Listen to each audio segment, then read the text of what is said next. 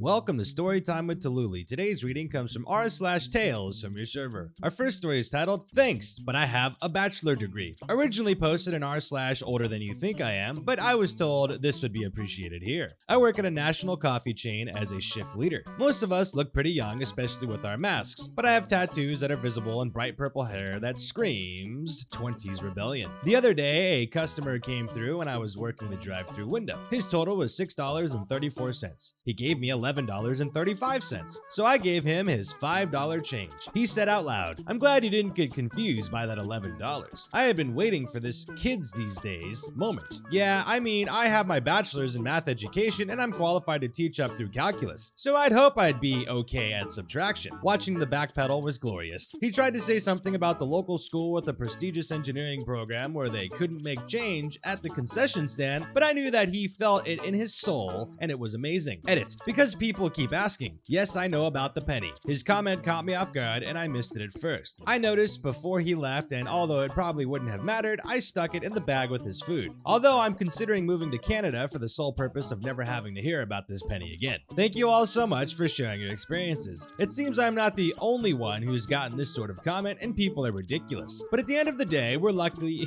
to be in a job that lets us go home and forget about it. I've never had a post blow up like this before, and I tried, but I can't respond to every comment. I have a migraine and have to get to host my parents since they're visiting. Most of you are lovely and I appreciate your kind words. I hope you're doing what you love or are working towards that. To all the a-holes saying I'm an idiot for working in food service when I have a degree, F you, I do what I want. I get paid to hang out with cool kids who teach me TikTok dances while I drink free coffee and eat free donuts. My body's not thrilled, but whatever. Everyone have an awesome day, night, life. You're wonderful and I hope life treats you well. And for F's sakes, wear a mask.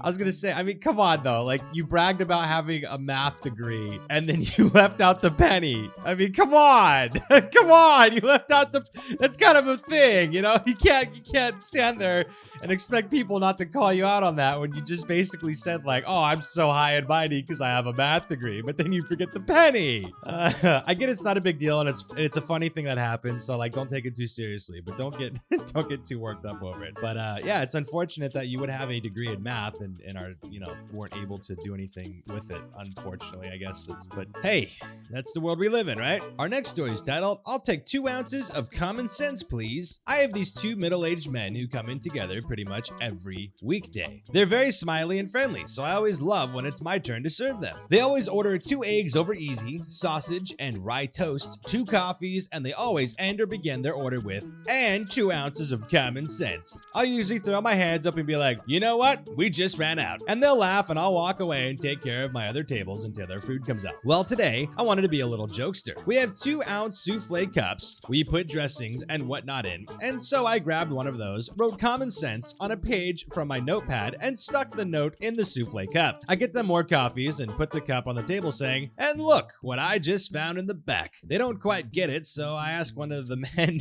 to look at what the note says, and he goes, oh, I have a feeling I know what it is already. So he opens it up, has a good laugh, and says, look, our common sense. Want me to put some in your coffee? And the other guy nods enthusiastically, and the first one mimics pouring something into the coffee. They both have big smiles on their faces, and I lean over and go, sorry, I just had to be a little smart butt. And they burst out laughing and say, good for you, thank you. And I go off on my way. I hear one man say he was gonna take his common sense home. When they cashed out, they said to my boss, the food was good and I got my common sense too. And she smiled and laughed, but I could tell she didn't get it. Put a nice smile on my face, and I thought I'd share my little story to put one on yours too. Oh, that's amazing.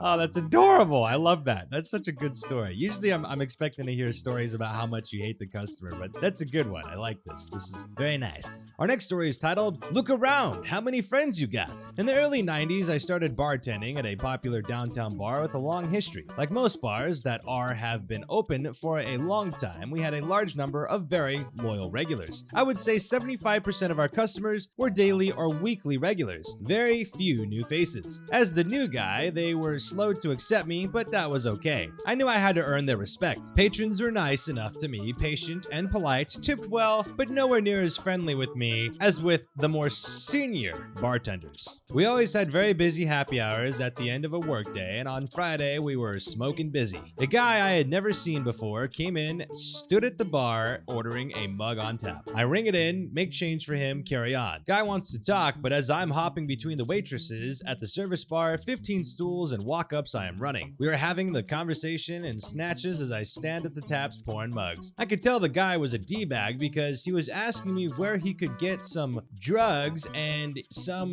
ladies. Told him I couldn't help him on either. Orders another beer, which I get for him, put it down and make his change. At that moment, one of our regulars, who happens to have a different skin color, comes in and joins two guys seated at the bar next to D-bag. Standing behind them, as there were no free stools. D-bag says in a loud voice, "Boy, sure dark in here all of a sudden." Then he looks around, just beaming, so proud of himself. I ask him, "What did you say?" DB repeats himself, even louder this time. Loud enough, all the patrons seated at the bar hear him. All of the regulars are looking at me to see what I am going to do. The bar is very noisy and music comes from a tape deck I control behind the bar. I spin around and push the stop button, go to the cash drawer, take out $3, go back to him and grab his beer and dump it in the tap drain, slap down the dollars and say leave. It gets very quiet in the bar as people start to notice the confrontation. DB says, "F you, give me my beer back." I refuse and reiterate that he has to leave. He threatens to come over the bar and F me up cause it ain't right what I am doing. Then he looks around himself for like-minded patrons to back him up. I tell him to give it his best shot, but first look around and see how many friends he has in the bar. I tell him every person in this bar is my friend. At that moment, about 40 people seated at the bar table scattered around all stand up and approach the bar. D-bag looks around and realizing he is outnumbered says he was just kidding. I tell him to leave now. He hesitates again until one of the regulars at the bar, a hulking guy who was always polite but aloof to me, stands up and says in a deep booming voice, "You better do what he asks you to do. He's the boss around here." That did the trick.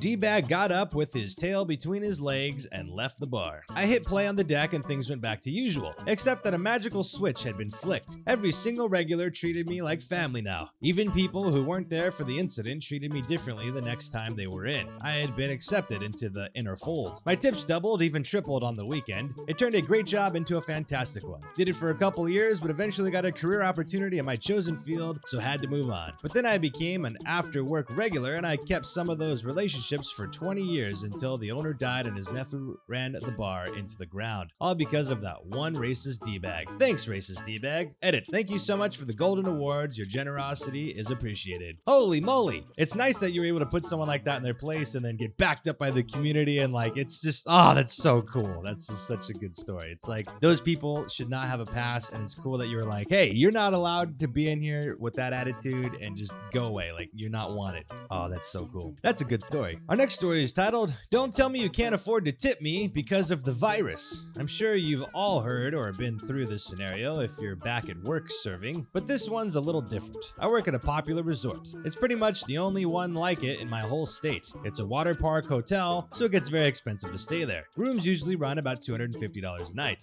I work in the restaurant that's in the resort. As usual with hotel restaurants, the menu is overpriced, but expected with how nice the hotel is. It is a very slow night. I had 2 tables all night during a 5-hour shift. 15 minutes before close, a family of 7 walks in. I'm a little irritated because I've done all my side work, but I work too many hours at this point to get unemployment anymore, so I need the money. They're extremely rude to me the whole time. Whatever, I push through it. At the end, they want the check split 3 ways. Great. I go split the check and only one of them leaves me a tip, which is 10% of theirs, which ends up being a $5 tip on a $150 tab. At this point, I just don't care. I'm ready to leave and get home. As I'm leaving, I see one of the women in the parking lot smoking. She gets my attention and says, "Hey, I'm sorry for the tip you got. Money has been tight during the last 3 months." I should have just left, but I couldn't. I said, "Look, you came here and spent $200 plus a night on a hotel room. You and your family then come in and spend over $100 on a meal. Leaving even a 15% tip would have been the cheapest part of your vacation, and you're going to tell me you can't afford it? Please don't. Please just don't waste my time with that excuse." She seemed visibly irritated, but didn't say anything. I then went back into work to tell my manager because I was almost positive she would be complaining. She told me she understands. I've never even gotten a warning in the year I had been working there, so she just said she would deal with it if it became an issue and not to worry. To conclude this, I understand money is tight for some people, and I also understand that people want to go out and have a nice dinner even if they don't necessarily have the money for it. But if you're staying in the most expensive hotel in the area, don't tell me you're tight on money because you're not. You're just cheap. Edit. I see a lot of people saying that it's a choice to tip and my employer should just pay me a living wage. I would love that, but unfortunately, I'm paying my way through school out of pocket, and working in the restaurant industry makes me the most money to support my education. I'm not going to apologize for asking for a better tip when it's my only way to live and pay my bills at the moment. My mom raised 4 kids on her own off tips. Stay home and learn how to cook if an extra $5 out of your pocket rustles your jimmies. Edit number 2. For the people saying no one needs to tip because they are not responsible for paying my wage when the company isn't, if they were to pay me a living wage, menu prices would go up to pay for that. So either way, you're helping pay my wage. So like I said, some people are just cheap. Oh,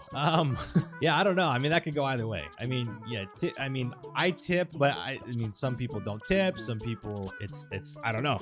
I don't know. That's actually, what do you think? Let me know in the comments below what you think about this situation, because I see this can go either way. Either way, either they should have tipped or it's acceptable because they're not responsible for doing it. I'm not sure actually how I feel about that, but I'm curious to hear how you feel about it. So let me know down below, and I'm interested to see where the majority of the thought goes on this one. Well, that's it for today. Thank you for tuning in. If you enjoyed this video, please like it. If you enjoy these types of videos, please consider subscribing to the channel and hit that bell for notifications so you know when more videos come out. If you'd like to join the Discord, the link for that's in the description below. It's an amazing community filled with awesome people. You can also find all of my other social media links down there if you would like to follow me on different places of the internet as well. Thank you all for your continued support, and with that being said, we'll see you next time.